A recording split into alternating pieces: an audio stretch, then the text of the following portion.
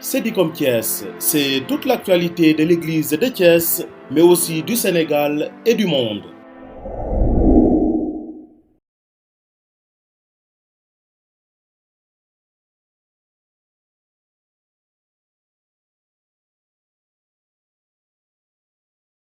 Amis fidèles auditeurs et auditrices de la 95.4, de la 105.4 Djobas FM, la Sen FM Sindia et Djobas Info TV.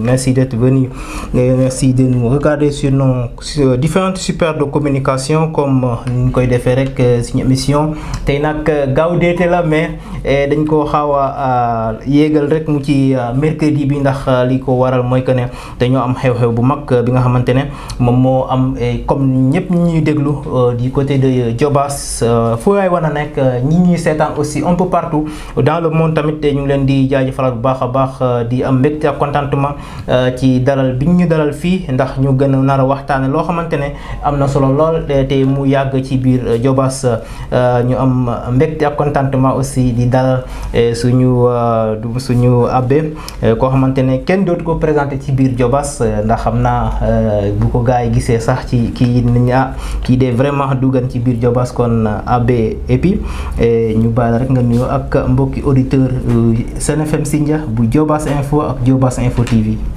voilà maa ngi leen gërëm di leen sant yéen ñëpp ñi fi teew réseaux sociaux yi donc ak l'abbé Armand waa Sedicom waa Djobas FM Djobas yoo xam ne voilà donc seen yi fi nekk yëpp voilà ci seen déplacement seen disponibilité ngeen bàyyi seen liggéey yëpp ci Djobas ngeen ñëw fekk suñu fi maa ngi leen di gërëm ci turu Caritas ci turu suñu kilifa Monseigneur André Guèye.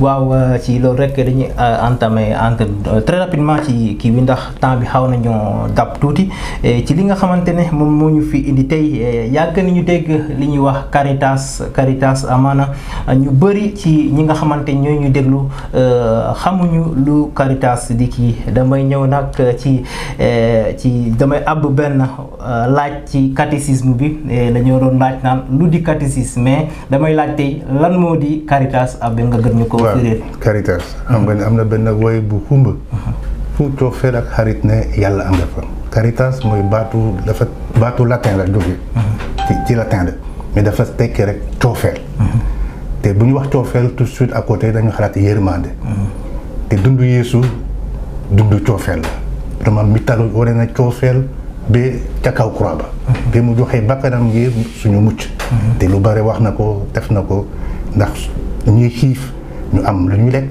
ñuy mar ñu am lu ñuy naan ñuy feebar ñu mën a faju ñu nekk ci kaso yi sax ñu fekke si leen seet si leen te ñu mën a àggali dalal jàmm ñu xam ne ay doxandeem la ñu. voilà.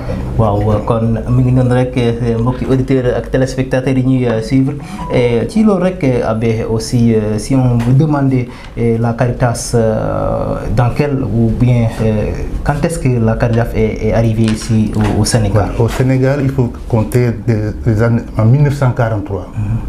On parlait des œuvres du panier.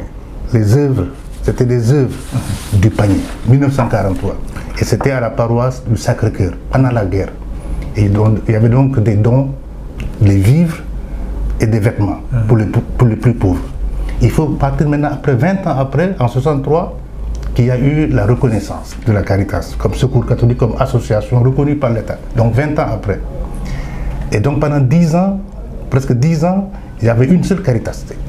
Il y a une seule Caritas, mais il y a des délégations diocésaines. L'État ne reconnaît une seule Caritas, c'est la Caritas Sénégal, mais avec ses différents démembrements dans les 7 diocèses. Et donc c'est en 63 qu'il y a eu la reconnaissance, et en 1972, 82 du moins, il y a eu cette décentralisation, par exemple pour Thiès, c'est 40 ans aujourd'hui, parce que Thiès a commencé, le premier directeur de la Caritas, l'abbé André Sène et l'abbé Bernard ont travaillé ensemble à partir de 81. C'est pourquoi donc nous avons au mois de novembre lancé les 40 ans, le jubilé des 40 ans de la Caritas. Donc ça fait 40 ans que nous sommes au service de Dieu, mais également au service de nos frères et sœurs dans ce pays. Et surtout ici, dans la région de Thiès, de Diourbel, une partie de la région de Fatick, à Ndiop Fara, et une partie de la région après Touba, dans la région de Louga, à Ngoye Djolof. Donc c'est un peu le territoire que nous sommes en train de faire. Donc nous sommes au service de plus de 2 millions presque 40 ans au Sénégal ou dans les régions? 40 ans Ou ici à Thiès. Thiès, ça fait 40 ans. Voilà, Thiès, ça fait 40 ans. Ok kon mi ngi noonu rek kon ni nga ko déggee rek seen li nga xamante ne moom la ñu wax ci li nga xamante ne Caritas exigé na ko ba léegi 40 ans nga xam ne am na loo xamante ne bu eggee foofu ci ay at am na lu ñuy waajal ci biir loolu rek balaa may dugg ci li ñuy waajal noonu ci 40 ans yi rek abe xam naa ne Caritas am na yu bëri li nga xamante ne jox na ko liggéey ci biir gox-goxaan ji mais bala ma egg foofu damay laaj ne am na loo xamante ne jaar na fi muy Covid bi lan la ci Caritas def ak li nga xamante ne. loolu wax Covid sax suñu yaram daw parce que dafa metti woon. dafa metti woon yëpp yëpp nañ ba léegi sax voilà ñu ngi ci biir parce que y a des impacts am na fu mu dal mu metti lool. et là la ñu gërëm ñi nekk fii ci dëkk bi. dugal seen loxo parce que y avait aussi l'État am na li mu mobilisé. mais itam Caritas Sénégal am na li mu mobilisé Caritas internationaliste parce qu'il y a au moins presque 164 Caritas dans le monde. ñu xam ne dañu boole seen doole seen pexe ndax musiba bu amee rek ñoom ñu taxaw ji.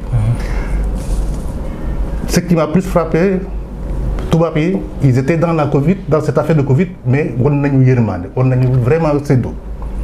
ba ma gis su ma gisee presque Caritas. am na benn agence bu tudd OTEC ONG genre ONG on a distribué agence boobu may nañu dimbali nañu lu ma 63 tonnes de riz bu ñu boolee li ñu boole maye ci riz ci ceeb war na jege au moins 80 tonnes ceeb boo xam ne dañ koo tas parce que on avait répertorié chaque paroisse avait ciblé les personnes les plus vulnérables nga xam ne vraiment néew nañu doole war nañ leen taxaw. ça faisait 2226 familles yoo xam ne ñoo nekkoon li ñu tuddee insécurité alimentaire dans le diocèse de Thiès. nit ñooñu am na ñu leen jox. ci ceeb mais non seulement ci 80 au moins 80 tonnes mais en l'argent cash on a fait beaucoup de distribution dans tout le diocèse am nañu cash yi ñu distribué. Diobass ak même chose dans les bu ñu seetee cash bi seulement on n'était pas loin de 30 au moins. autour de 40 millions yoo xam ne dañ ko joxe cash dans les familles. Ouais, donc sans compter les masques on a donné plus de 300 000 masques avec des les gels des bouteilles hôpital yi dispensaires yi fii ba Diourbel hôpital régional yëpp joxe nañu pour jàppale leen. Vraiment amoon nañu mais def nañu enfin ñu ngi sant yàlla daal tooguñu woon.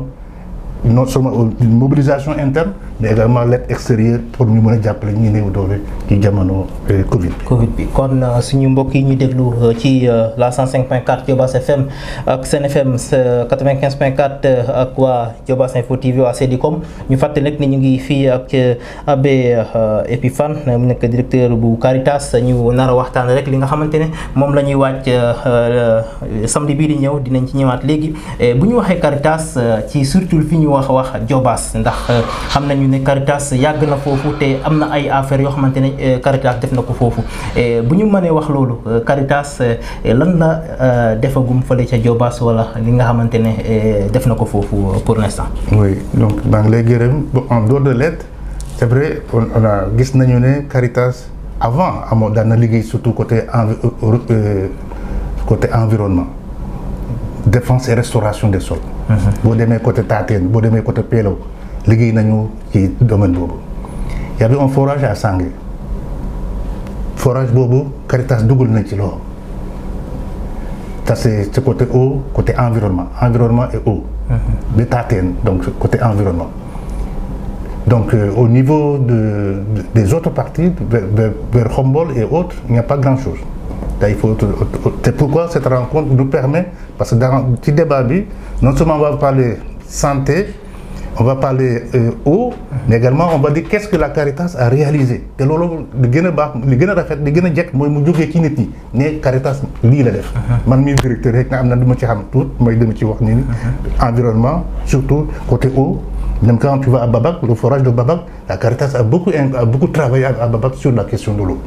Mais jusqu'à présent, c'est un problème qui reste. Donc, eau, environnement, c'est surtout l'eau, l'environnement, c'est presque ces deux points, nous savons que Caritas taxaw na ci as tuut ci Diobass ci lu ma ci xam.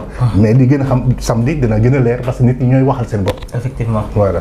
merci. kon donc fu mu nekk nii defagoo leen enquête ci nit ñi ba xam ndax lii la Caritas def wala lii wala ñu xaar ba ñu soog a. def nañu suñu enquête personnelle. on a envoyé une fille Ndeye Gning elle est de waa Ngaye Mexe. kooku dem na paroisse ñetti paroisse yëpp def enquête. elle est ingénieure ci wàllu ndox xelam màcc na ci wàllu ndox def na enquête te keroog moom mooy jiite pôle boobu contribution bi communication bi autour de l'eau moom moo koy jiite.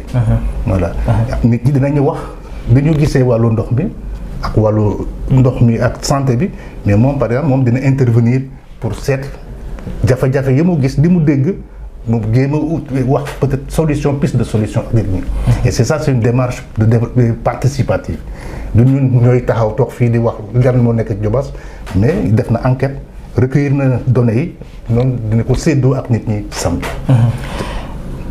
waaw kon mu nekkoon rek mu leer lool ci suñu kii kon donc c'est à partir de cette enquête que vous avez décidé d'avoir ou bien de choisir comme thème eau et la santé. Est-ce non dañu xam nga Caritas dafa am dans son fonctionnement lu ñu tuddee assemblée générale.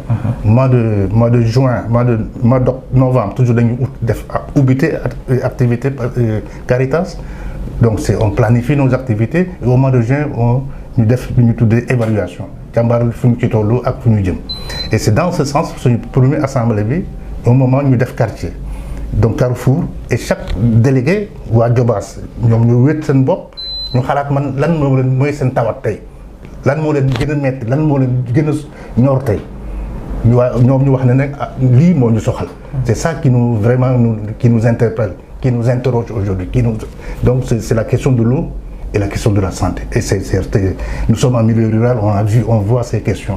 Si aujourd'hui il y a suffisamment d'eau partout dans nos villages, on n'en serait pas là aujourd'hui, avec des moyens d'exode. Et donc voilà, donc ça c'est pour le Diobass. Et dans les autres, par exemple pour le Bawol, c'est le côté financement des jeunes moo leen gën a intéressé. Entrepreneuriat et financement pour les jeunes. Côté nord, côté Douaine Nord, donc côté voilà Tivaouane, département de Tivaouane, ñoom dañuy wax ne surtout question de l'environnement problème environnement bi gestion de l'environnement vraiment nekk na lu nekk ci seen xel seen tawat daal voilà et santé aussi environnement et santé parce qu'il y a les mines des carrières qui sont dans cette zone. waa ville ils ont surtout parlé de côté ville c'est surtout la gestion de l'environnement et l'assainissement environnement et assainissement. donc ça ce sont des nit yi ñoo waxal seen bopp du waa Caritas mais ñoom délégués yi ñoo tax wax ne lii moo ñu ñor lii la ñu bëgg ñu waxtaanee. kon donc xam naa samedi waa Diobass ñoo ay te foofu ñu ñëw ci thème bi rek eau et santé bu ñu ñëwee ci thème bi premièrement ñu choisir ndox mi comme ni nga ko waxee sànq gis nañu ne du côté de Diobass y a pas mal de forages yoo xamante ne ñu gas foofu et jusqu'à présent Diobass mi ngi gën di mar di soxla ndox moo xamante ne ndoxum qualité aussi am na ci solo. ba léegi am na ñoo xamante ne ñu ngi wër kii est-ce que Caritas dina ci indi ay apport. Effectivement c'est ça ce qui est intéressant bu naa joxe exemple par exemple def nañu ndaje yu mel noonu côté Bawol dans la parole de Ngeskop ñu waxtaan ak nit ñi toog ñuy waxtaan ci biir waxtaan bi lañu génne fukki idée projet ñoo xam ne lii buñ ko defoon ci suñu diwaan kon dina naat dinañu jëm kanam et ci 12 idées projets yooyu ñu jël ci centre de formation professionnelle côté santé donc éducation formation professionnelle éducation formation santé et côté hydraulique donc formation professionnelle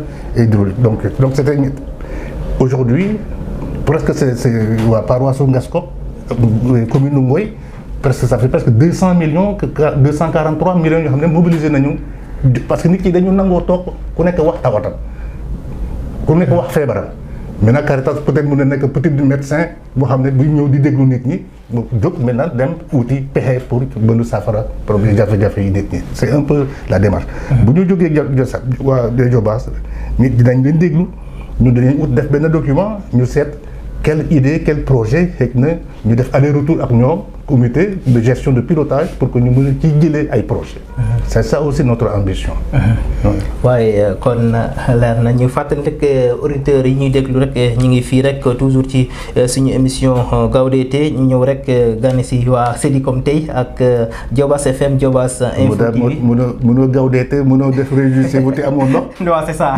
te wéruloo voilà Gawdete moom day ànd ak baneexu moom day ànd ak naan ndox bu bëri.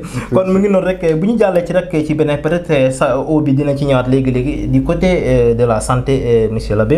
Et on a vu que faju bi jamono yi dafa cher te loxo yi jotuñu si ndigu ginnaaw yi comme ni ñu koy waxee loo leen proposé à ce que gars nit yi dañuy ñëw ci mutuelle yi wala en tout cas xaw na compliqué foofu. il faut ñu dugg ci mutuelle yi. dafa métti rek. Et ici on a un projet aussi à la Caritas pour jàppale ñu xam ne bëgg nañu dugg ci mutuelle yi te xëy na seen doole yeggul commencé seen ginnaaw. 1000 personnes. ku bëgg a dugg mutuelle Sange par exemple mutuelle ou mutuelle Babac te mu bokk mu lëkkaloo ak Saint-Jean muy liggéey ak Saint-Jean parce que am na fukki mutuelle ak ñaar ñuy liggéey ak Saint-Jean avec des facilités. Et c'est ça qui fait la différence entre le CMU ak mutuelle bi liggéey ak Saint-Jean hôpital Saint-Jean-de-Dieu. On dit tu as dit eau ndox en quantité et en qualité mais soins également en quantité et en qualité c'est ça aussi. Je ne dis pas que l'État, le public ne le fait pas, mais on a encore des jéego yu war a def en quantité en qualité. Quand on voit nit ki boo demee ci dans les mais dañ lay bindal ordonnance nga dem mais fekkente ne il faut ñu jiital lu waaye di ñaan da ci boole wér-gu-yaram parce que boo lekkee ba nga suur te mënoo te nga jëlee ci feebar wala c'est pas possible. Et ça je pense mag ñi ñun jeunes yi ñoo war a jël loolu en charge. L'État fait ce qu'il peut mais mutuelle yi ñu ngi fii. li may lekk li may naan benn bouteille bière wala li may naan benn chaque jour café comment on appelle ça warga naa sóoraale suma wér-gu-yaram c'est ça qui ma xañ suma bopp pour mu mën a bokk ci mutuelle yi. Et aussi du côté ci surtout zone rurale yi ñu gis ni tamit faju bi xëy na nit ñi pour ñu évacuer certaines maladies ñu yóbbu leen ci hôpital yi jafe-jafe la aussi. ñu ngi xalaat ci loolu waa Caritas. Bon c'est sûr que bon moo tax ñu ngi leen di déglu di occasion la pour ñu déglu nit ñi. on dit peut pas Caritas mën a promettre ne dina def lii mais d'abord ñu mën a déglu nit ñi li ñu soxla ñu jéem a seet ak ñoom ensemble ci wàllu santé par exemple dans ce domaine naka lañu je me rappelle quand bi ñu nekkee fii Sange y avait une ordonnance amoon na benn ambulance bu ñu tuddee Saint-Raphaël. on était sapeur-pompier. man mii sax ba ma nekkee Baba comme vicaire mais on évacuait sur Thiès. J'avais auto 4x4, les malades on les a menés à Thiès. Et donc ça veut dire qu'on parle d'équité territoriale, mais on pourrait parler également dans cette équité territoriale, il faut ñu am équité ci wàllu wér-gu-yaram. Parce que ni en ville xëy na am nañu facilité, mais am na lu metti parfois boo nekk ci kaw bi jafe-jafe yu tar ngay am pour wàllu wér-gu-yaram. Et qualité faj mi aussi foofu tamit lu ñu war a saytu la aussi est-ce que question yooyu dina feeñ foofu. maa ngi mënu anticiper mais c'est sûr que ñu ngi déglu nit ñi. bëgg nañu vraiment ubbil suñu bopp suñu xel mën a déglu nit ñi ci mën a seet. Après même si c'est pas il y a aussi un travail de sensibilisation de plaidoyer wax loolu yëpp surtout yéen journalistes yéen ngeen je pense que les autorités publiques ou politiques bu ñu déggee li ñu wax teg na loolu dina leen yëngal itam dina tax ba ñu mën a jël seen responsabilité ku nekk mën a jël responsabilité. waaw kon ñu fàttali rek tey ñu ngi ci suñu émission catholique Gawdete bi ñu doon def dimanche mais tey dañ ko remonté bu ci mercredi bi ndax li ñuy waajal fële ca Babac samedi mu nekk feetu 40 ans bu Caritas am fii ci diocèse bi wala fii ci Sénégal sax kon ñu ñëw ci li nga xamante ne mooy fête boobu proprement monsieur l'abbé defe naa da ngeen na lu tax suwaawu Babac d'abord. Oui gis nga donc et c'est ça donc li ñu ngi bind ñu ngi taxawal benn kuréel puis tout des ça c'est dans le dafa am benn comité d'organisation bi pour fête bi pour jubilé bi. Parce que jubilé bi c'est le 14 et le 15 mai. 14 et le 15 mai ici à Thiès dina am benn panel et ensuite ci samedi bi c'est surtout ci wàllu environnement panel bi pour le 14 c'est surtout le environnement ak li Caritas liggéey la contribution de la Caritas dans le cadre du développement humain intégral. C'est un peu loolu mooy ñaari thèmes yi environnement surtout donc ak contribution Caritas. Parce que on rejoint le pape qui dans Laudato Si li mu wax ci wàllu environnement et ça il faut se placer également ce que Dieu a créé dans la Genèse.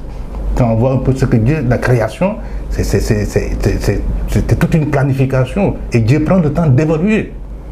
Dieu n'a pas commencé par créer l'homme, mais c'est d'abord tout son environnement.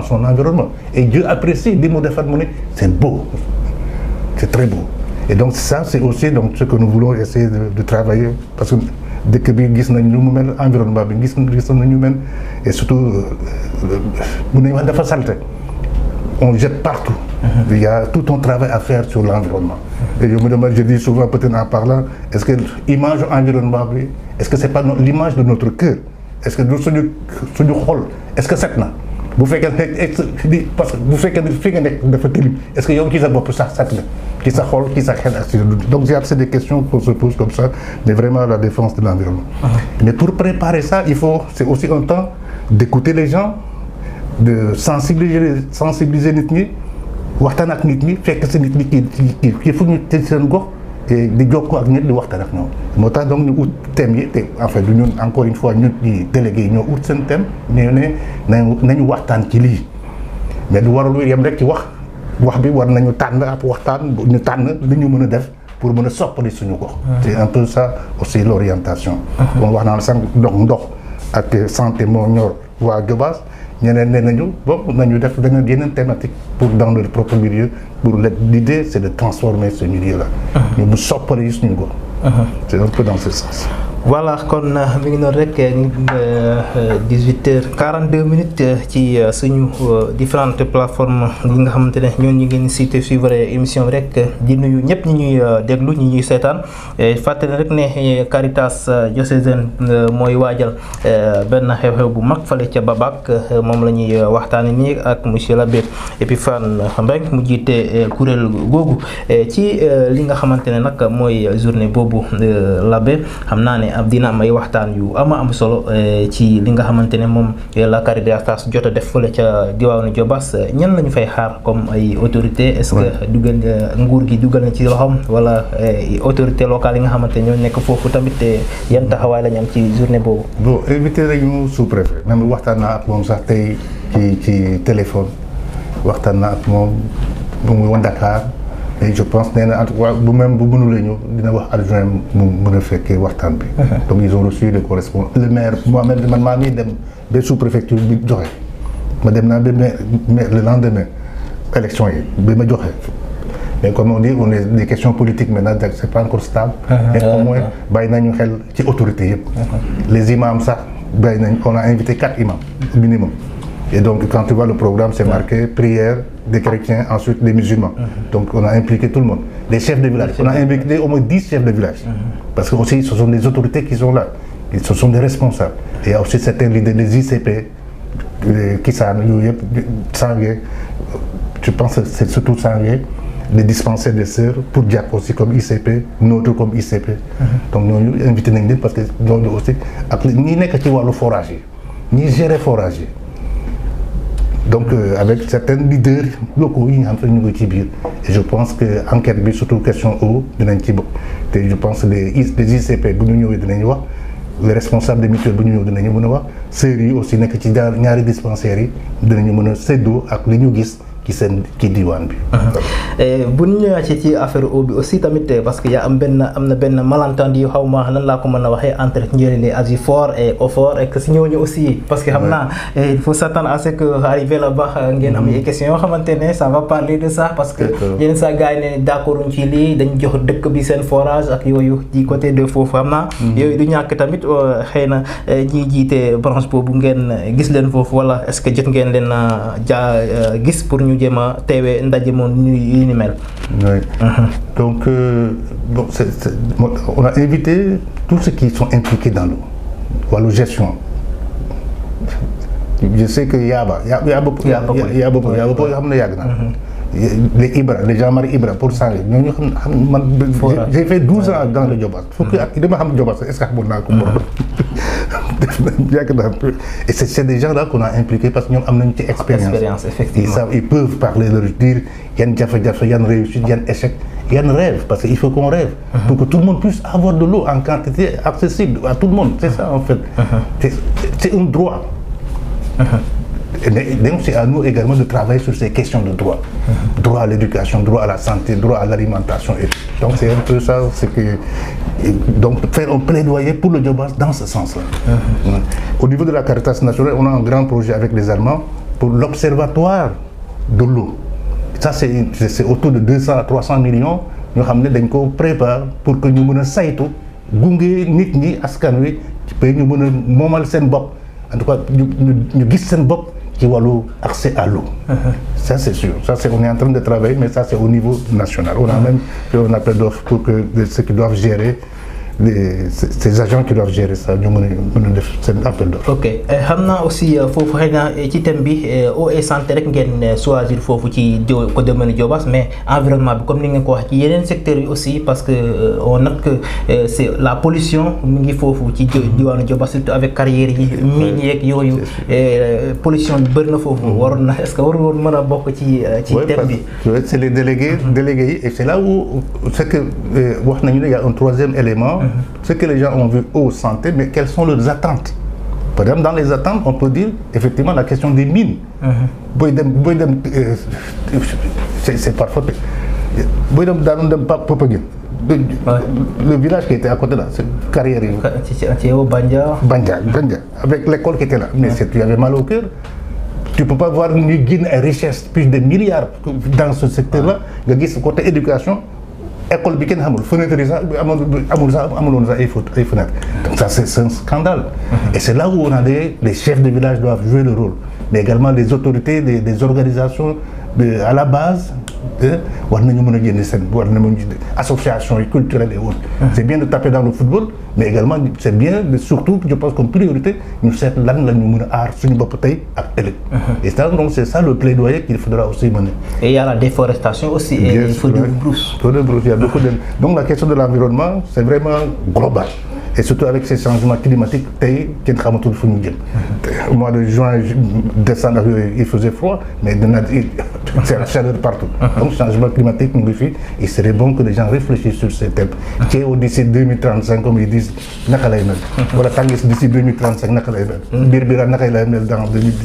c'est ça, mais c'est à nous de rêver, d'identifier qu'est-ce qui nous bloque aujourd'hui. On est en train d'élaborer sur un plan stratégique pour jusqu'en 2025, Caritas 2025.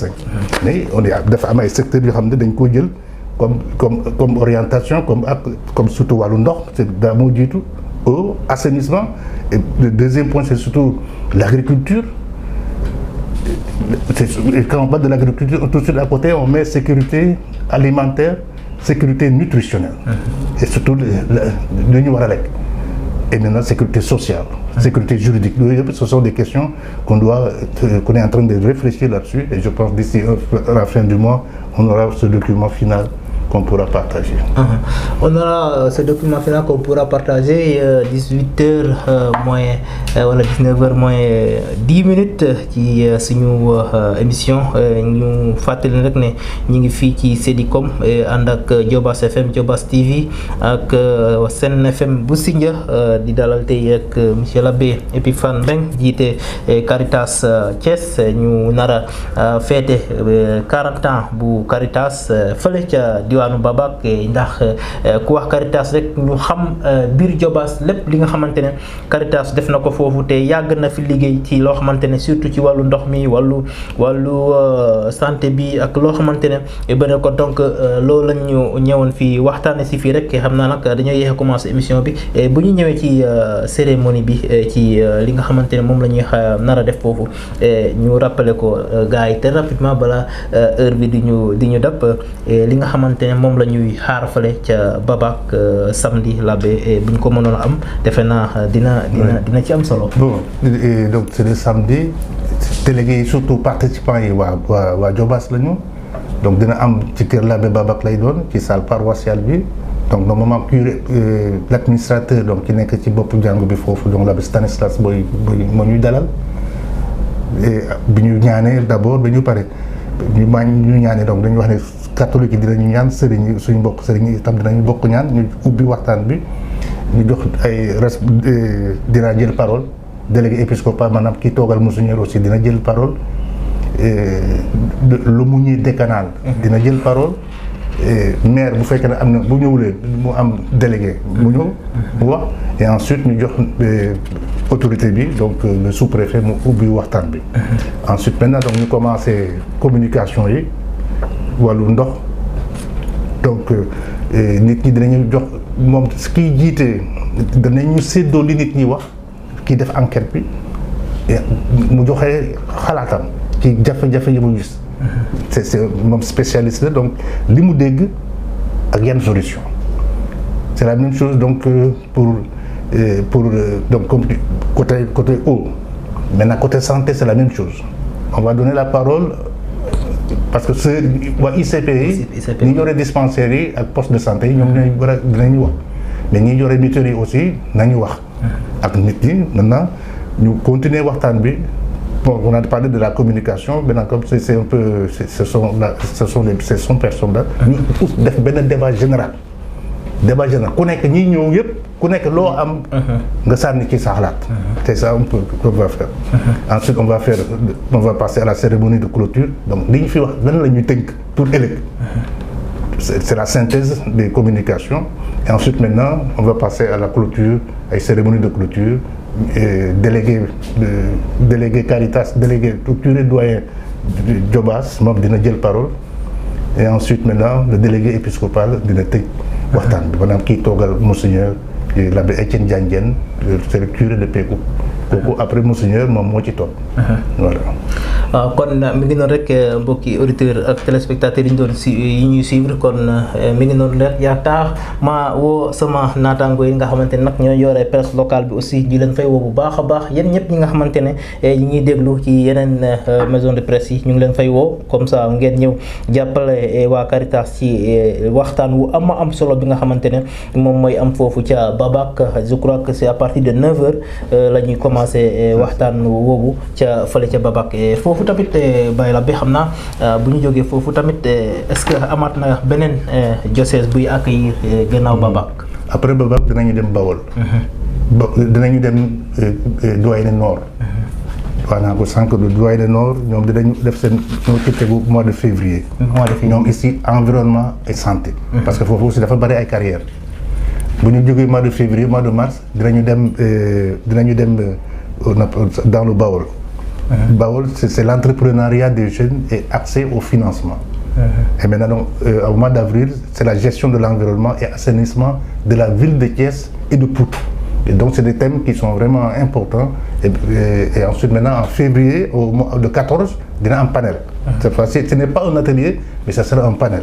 Parce que c'est surtout dans les douaniers on parle d'atelier parce que du ñëw ne pour jàngale nit ñi mais nit ñi dañuy ubbi seen xel xalaat voilà ce qu'ils ont vu là tout de suite le mal là ou le bien qui est là voilà ñu seet ko. donc c'est ce qu'on a eu à travailler avec dans les différentes doyennés qu'on va amener regrouper lors du panel pour essayer d'échanger là-dessus. Oui parce que le 14 mai c'est un panel autour de la contribution man lan la Caritas liggéey. Effectivement, on a besoin de ces éléments qui ont été identifiés dans les douaniers. Tout ça, on va mettre ça dans une grande corbeille ou dans une grande marmite. Donc, on met toutes ces idées ensemble pour que, comme contribution de la Caritas dans le cadre du développement de l'homme. Et ensuite, maintenant, donc, il y a la question effectivement de l'environnement, parce que ça nous préoccupe énormément l'environnement. C'est ça que je voulais partager. Ça, c'est les deux thèmes. Et le dimanche, c'est la célébration vraiment, donc la messe d'action de grâce pour ces 40 années. Et maintenant, on va se projeter après pour les 40 autres années. Je ne sais pas si je serai là, mais même du ciel, même si je suis au ciel, je vais jubiler avec vous. Voilà, j'espère bien. Kon donc xam naa ne fi mu nekk nii ñu bàyyi rek Baye Labé nga def sa dernier mot rek ñu tëj émission bi. Voilà, vraiment maa ngi leen gërëm yéen ñëpp. C'est vrai que on se connaît pas beaucoup, mais au moins je remercie surtout l'abbé Armand qui est chargé de la communication, mais organiser li yëpp. C'est lui moom moo jiite commission communication ci wàllu jubilé bi. Et vraiment maa ngi koy sant li ma gis tey vraiment am naa ci yaakaar baal maa ngi leen di gërëm di leen sant ci turu Moussa Niang merci beaucoup en tout cas du ngeen ñëw ba fii bàyyi seen soxla yëpp encore une fois ñëw ba fii pour ñu mën a am taataan li ñu fi mën a waxtaanee te ñëw mën ko séddoo ak ñëpp ñu ñuy déglu wala ñu ñuy suivre ci réseaux sociaux yi. na leen yàlla barkeel. amiin kon mbokki auditeurs yi mbokki téléspectateurs yi ñu doon suivre ci Sen FM Sindia 95.4 Diobass FM waa Sedicom waa Diobass Info TV rek ñi leen fi indiloon tey ci suñu émission bi nga xamante ne mooy Gawdé te espérons que ndox dina ñëw wala santé bi gën a kii koy ba ñu gën a baneexu ci li ñuy wax ci suñu émission Gawdé te mu méngoo ak réalité bi kon donc ñu leen di gërëm bu baax a baax di leen jaajëfalaat te di leen jox rendez-vous ba beneen yoon. Merci beaucoup. Merci. Torkat.